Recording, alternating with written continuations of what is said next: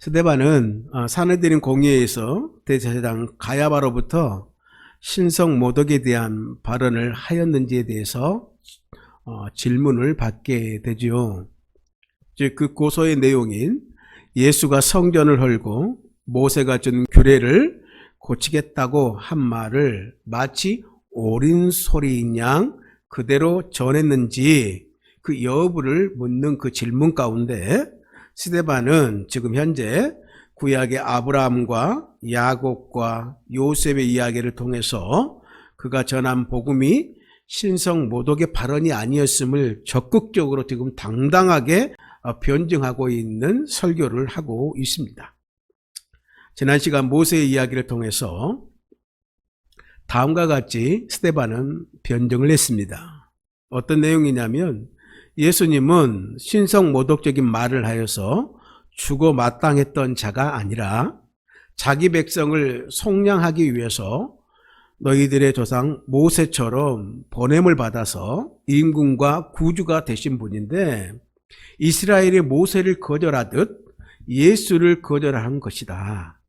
모세처럼 예수님도 많은 기사와 표적으로 자신이 새 출애굽을 통해서 자기 백성을 사망에서 생명으로 이끌 속량하는 자임을 보여주셨다라고 하면서 예수님을 구원의 주가 되신다라고 이렇게 스데반은 재판장에 서서 모세의 이야기를 통해 당당하게 변증했습니다.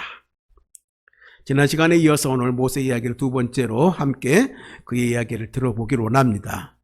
오늘 스데반은 또한 모세는 위에서 말씀드린 대로 속량하고 기적을 베푼 자 이상으로 소개하고 있습니다. 어떤 자로 소개하고 있느냐 하면 한 선지자로 소개하고 있는 모습을 보게 됩니다. 모세는 하나님의 산 시내산에서 부르심을 받은 후로는 자신이 아브라함의 언약을 이루는 궁극적인 하나님 나라의 성취자라고 생각하지 않았습니다. 출애굽이 언약의 완성이 아닌 것을 그는 알았습니다. 그러면서 또한 한 사람의 진정한 구원자를 소개했습니다. 세번역으로 사도행전 7장 37절에 이렇게 그는 이야기하는데 하나님께서는 나를 세우신 것과 같이 너희를 위하여 너희의 동족 가운데서 한 애원자를 세워 주실 것이다 하고 이스라엘 백성에 말한 사람이 바로 이 모세입니다 라고 말합니다. 스데반을 재판하는 자들도 모세가 예언한 이 나와 같은 선지자가 언젠가는 오실 메시아라고 믿고 있었습니다. 그가 오시면 이스라엘을 이방 나라로 지금 노마의 압제에서 해방시키고 저 성전도 청결하게 할 것이라고 믿고 있었던 것이죠. 그때 율법과 성전에 충실한 자들은 의인으로 인정받을 것이고 율법과 성전과 상관없이 사는 자들은 악인으로서 심판을 받을 것이라고 그들은 믿었던 것입니다. 그런데 오늘 스데반은 모세가 예언한 나와 같은 선지자가 오늘 예수라고 지금 암시하고 있는 거예요. 그러니 스데반은 예수가 모세의 율법을 성취했다라고 하는 자신의 주장이 결코 모세의 율법을 거스르는 것이 아니다라고 말하고 싶었던 것입니다. 이에 모세의 역할은 여기에 그치지 않는데요. 미디안 광야에서 나타난 천사, 그리고 시내산에서 언약을 체결하면서 나타났던 하나님의 그 천사가 이제 광야에서도 모세와 또 이스라엘 백성과 함께 했다라고 스데반은 말하고 있는 것이죠. 사도행전 7장 38절에 다시 한번 살펴봅니다. 시내산에서 말하던 그 천사와 우리 조상들과 함께 광야 교회에 있었고 또 살아있는 말씀을 받아 우리에게 두던 자가 이 사람이라. 세번역 사도행전 7장 38절에 이 사람은 이스라엘 백성이 광야에서 회중으로 모여 있을 때에 시내산에서 그에게 말하는 천사와 우리 조상들 사이에 중재자가 되어서 산 말씀을 받아서 우리에게 전해준 사람입니다. 이렇게 모세를 설명하고 있습니다. 스데반은 율법의 종교자로서 모세의 역할을 다시 한번 강조하고 있습니다. 스데반은 모세를 거슬러 신성 모독했다라고 하는 자신을 향한 고발을 인정할 수가 없다라고 하는 것입니다. 그에게 하나님이 모세에게 주신 말씀은 산말씀, 생명의 말씀입니다. 이 생명의 말씀을 받고도 거절한 그 광야 이스라엘 백성과 지금 스데반을 공격하고 또한 예수를 죽였던 유대인들을 지금 동일시하고 있는 표현이기도 하다라고 하는 것입니다. 또한 스데반이 모세를 이런 식으로 묘사하면서 의도한 것이 또 하나가 있는데 광야의 성막이었어요. 그런데 하나님의 사자가 함께하니 메타투 엥겔두, 그것이 바로 교회라 말하고 있습니다. 에클레시아라고 말하고 있습니다. 그렇다면 스데반은 지금도 저 건물로서의 그 성전이 아니라 하나님의 성령이 함께하고 부활하신 예수 그리스도의 몸된 이 교회가 바로 하나님의 임재하시는 참 성전이 될 수 있다라고 말하고 있는 것입니다. 그렇게 자격 없는 자들에게 오늘 구원을 베푸셨고 은혜를 누렸던 이스라엘은 어떻게 반응해야 했을까? 시내산에서 맺은 언약에 충실해야 마땅했을까요? 또한 생명의 말씀인 토라에 순종해야 마땅했다라고 하는 것입니다. 또한 그 공동체가 자체가 성전이 되어야 마땅했다라고 하는 것입니다. 그런데 오늘 이스라엘은 어떻게 반응했는가? 스데반이 지적하기를 39절에서 41절에 그들의 반응을 이렇게 이야기를 하고 있습니다. 우리 조상들이 모세에게 복종하지 아니하고자 하여 거절하며 그 마음이 도리어 애굽으로 향하여 아론더러 이르되 우리를 인도할 신들을 우리를 위하여 만들라. 애굽 땅에서 우리를 인도하던 이 모세는 어떻게 되었는지 알지 못하노라 하고 그때에 그들이 송아지를 만들어 그 우상 앞에 제사하며 자기 손으로 만든 것을 기뻐하더니 오늘 구원을 거절한 자들을 구원해 주셨어요. 도저히 믿기지 않는 구원을 애굽과 홍해에서 경험을 했습니다. 그런데도 이스라엘 백성들은 하나님의 종 모세에게 복종하지 않고 거절했다라고 하는 거예요. 하나님의 생명의 말씀을 그래서 어겼습니다. 하나님의 통치를 거절하고 구원자를 외면한 채 도리어 그들이 기적적으로 빠져나온 그 애굽으로 다시 돌아가겠다라고 그들은 아우성을 쳤습니다. 그들의 불순종이 얼마나 진심이었는지를 스데반은 이렇게 표현합니다. 그 마음이 애굽으로 향했다라고 말로 표현합니다. 그렇게 한 자들이 우리 조상들이라 라고 함으로써 그들과 현재 예수를 죽이고 당신인 스데반을 고수한 유대인들을 연결시키고 있다라고 하는 거예요. 애굽으로 향하던 이스라엘의 마음이 잦아들지 아니하고 그들은 결국 광야의 우상으로 향했습니다. 광야에서 애굽을 재현한 겁니다. 몸은 애굽을 떠나 모세와 같이 있었지만 마음은 어디에 있었습니까? 애굽에 있었다라고 표현하고 있습니다. 하나님이 아니라 우상에게 마음을 내주었다라고 표현합니다. 그 결과 모세가 눈앞에서 사라지자 하나님의 시내산에 올라가서 하나님의 산 말씀을 받기 위해 40일 동안 거할 때에 그 눈앞에서 사라지자 황금 송아지 우상을 만들어 그들은 섬겼습니다. 그들이 모세를 얼마나 하찮게 여겼는지를 오늘 직접 인용된 그들의 말에서 찾아볼 수가 있는데 40절입니다. 아론더러 이르되 우리를 인도할 신들을 우리를 위하여 만들라. 애굽 땅에서 우리를 인도하던 이 모세는 어떻게 되었는지 알지 못하노라 하고 오늘 이 모세는 이 작자 모세라고 옮겨야 적절한 비하적인 표현의 방법입니다. 이는 그를 통해 행하신 하나님의 구원하심, 속량하심을 아무것도 아닌 것으로 만드는 불경한 태도였습니다. 불경한 언어였습니다. 그들에게는 지금 시내산에 올라가 모세가 받고 있는 율법이 전혀 기다림의 대상이 아니었다라고 하는 거예요. 하나님의 말씀을 기다려 받느니 차라리 자기들을 위해 다른 신을 만드는 편을 선택했다라고 하는 것입니다. 41절에 그때 그들이 송아지를 만들어 그 우상 앞에 제사하며 자기 손으로 만든 것을 기뻐하더니, 여기서 기뻐하다, 유프파이논토라고 하는 헬라어 동사는 미완료 시제인데요. 이는 그들의 자축은 한참 동안 이어진 것이라 이렇게 볼 수 있는 것입니다. 하나님은 기뻐하시지 않는데 그들은 자축하고 있는 모양새라고 하는 거예요. 자신들을 창조하신 하나님을 버리고 자신들의 손으로 만든 것을 기뻐한 사람들을 향해 오늘 하나님께서는 어떻게 하십니까? 등을 돌리십니다. 그런데 그 하나님이 선택하신 심판의 방식이 충격적이었습니다.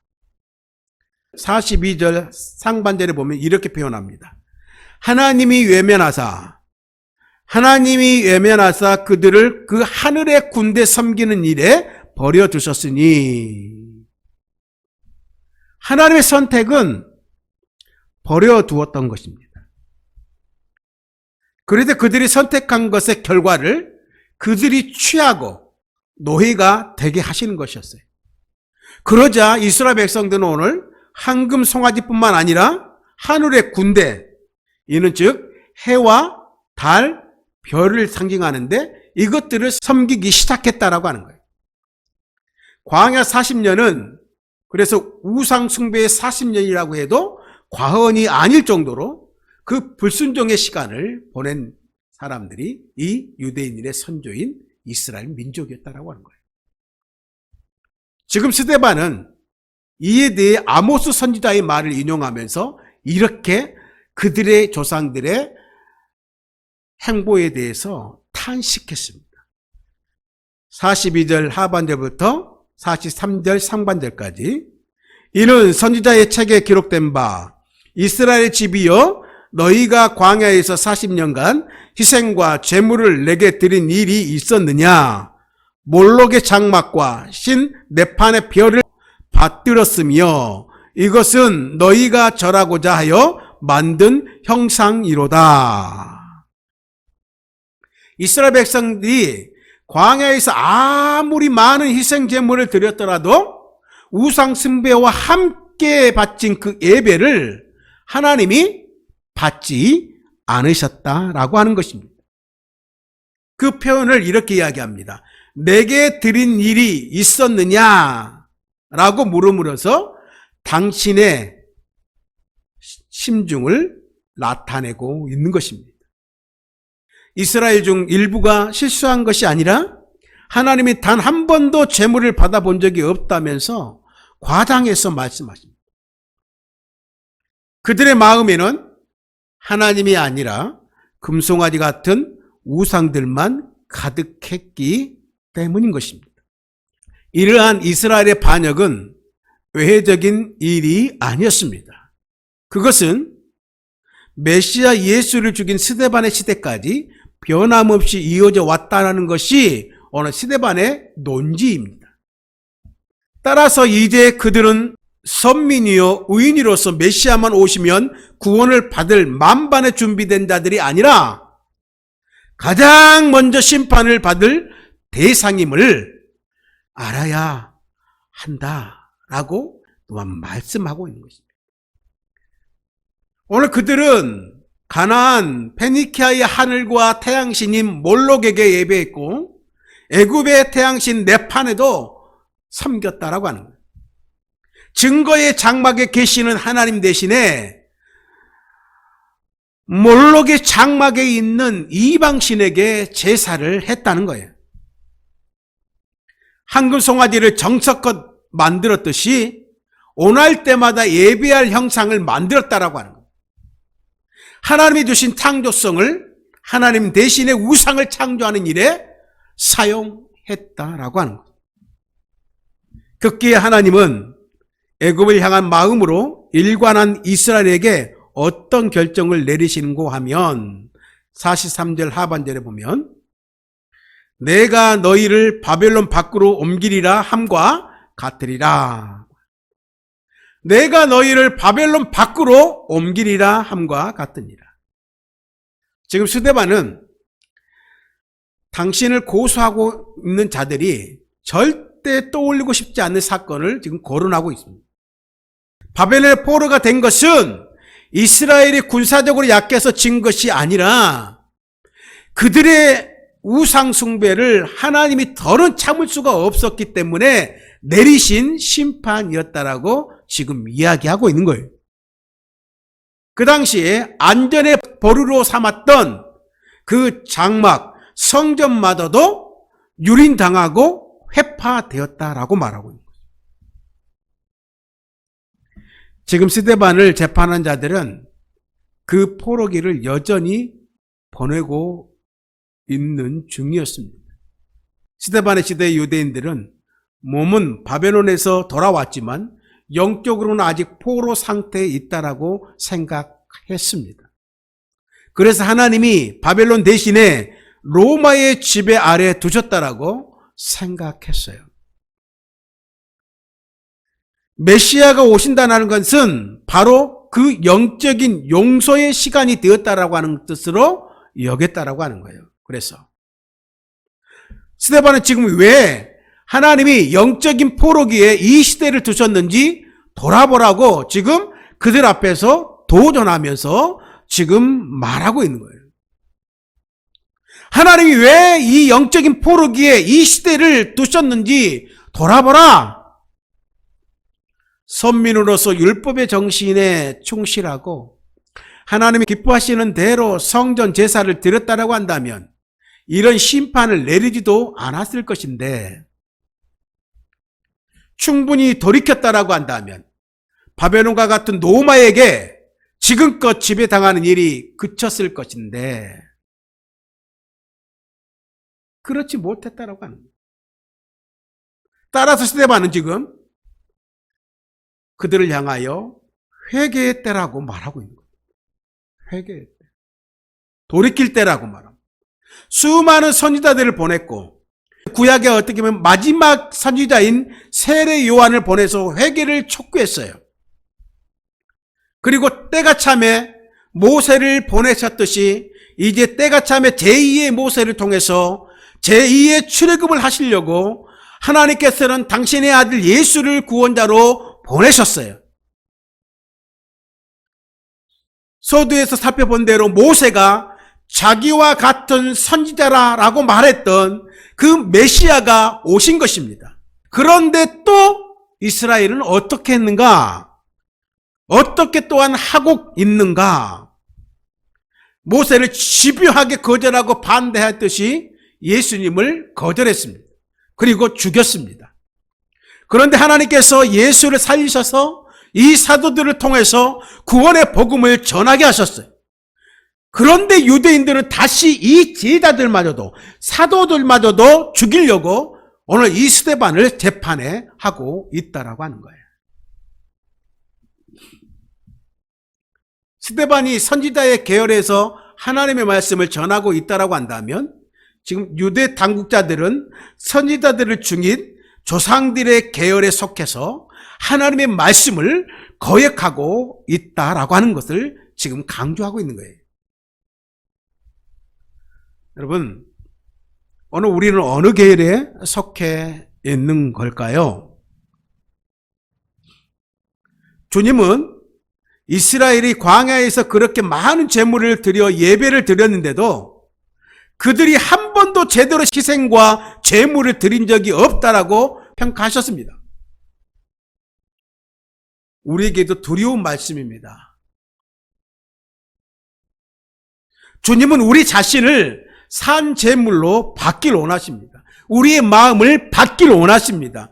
애굽을 향한 마음으로는 나를 위해 하나님의 형상을 만든 동안에는 나의 드린 예배를 받으실 수 없다라고 말씀하고 계시는 거예요. 나의 마음이 세상을 향했다라고 한다면 이 믿음의 자체가 나를 위한, 나 자신만을 위한 믿음이라고 한다면 하나님은 그 예배를 받으실 수 없다라고 말하고 있는 것입니다. 주께 예배드린 것이 아니기 때문이라고 말하고 있는 거예요. 숱하게 경고하셨는데도 듣지 않으면 뭐라고 말합니까? 바벨론 밖으로 옮기겠다라고 말합니다. 요한계시록에는 이렇게 이야기합니다. 너희의 촛대를 옮기겠다라고 말하고 있는 겁니다. 교회를 향하신, 너희를 향하신 그 구원의 촛대를 옮겨버리시겠다라고 말하고 있는 거예요.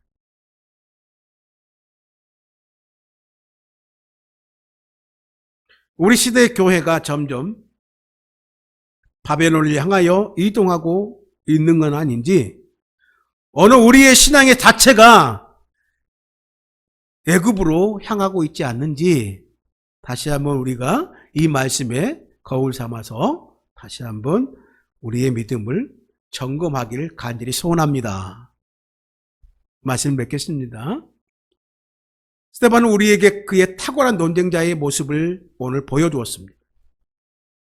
보여주고 있습니다. 그는 예수님을 알기 전까지 그도 자신을 재판하고 있는 이 유대인들처럼 구약 성경을 보았을 것입니다. 선미 사상과 그들 중심으로 이 성경을 바라보았을 것입니다. 말씀을 들었을 것입니다. 그는 헬라파 유대인입니다.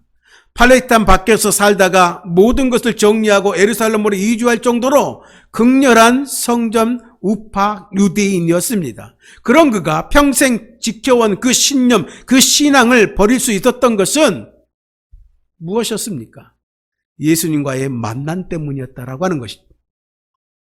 그의 설교를, 지금 변증된 그 설교를 들어보면 그가 단순히 그 이전의 이스라엘 역사와 상관없이 예수라는 인물 자체에 매료되었거나 그의 부활 때문에 신속하게 변화된 것만이 아님을 볼 수 있습니다.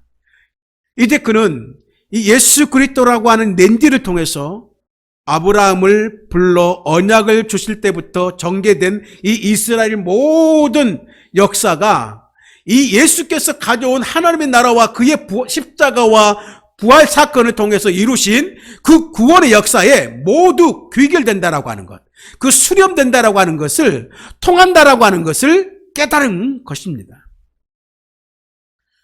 그는 우리가 예수를 믿는다, 복을 믿는다는 말이 무슨 뜻인지를 삶으로 보여주었습니다.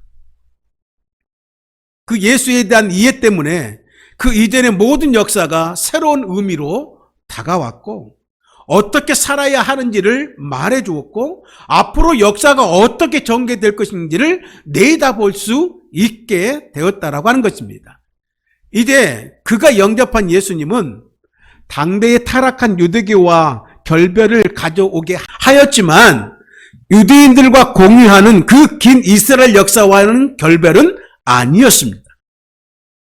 그 역사 내내 그 역사의 주체로서 자신의 뜻을 이루어 오신 하나님의 시간이 비로소 사람이면서 하나님의 아들이신 예수를 통해서 온전한 의미가 드러났음을 알게 된 것이라는 것입니다. 그래서 그것은 단순한 하나의 에피소드나 우연히 나타난 이벤트가 아니라 어떠한 복음, 즉 굿뉴스가 오늘 우리에게 되어지는 것이다 라고 말씀하고 있는 것이죠.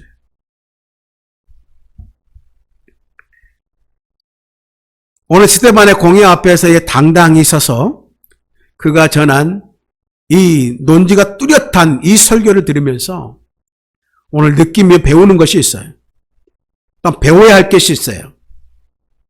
우리가 스데반이 갖고 있는 복음에 대한 이해, 그 이해에서 나오는 확신, 그 확신에서 나오는 담대함, 그 담대함에서 나오는 그 지혜를 머리가 아니라 가슴으로, 가슴이 아니라 오늘 손과 발로 체화된 삶을 살아야 하는 것과 더불어서 우리가 얼마나 더 우리가 믿는 바에 대해서, 믿는 것에 대해서 알아야 하고 살아야 하는지를 이 스데반의 이 설교와 그의 삶을 통해서 배우게 된다는 것입니다.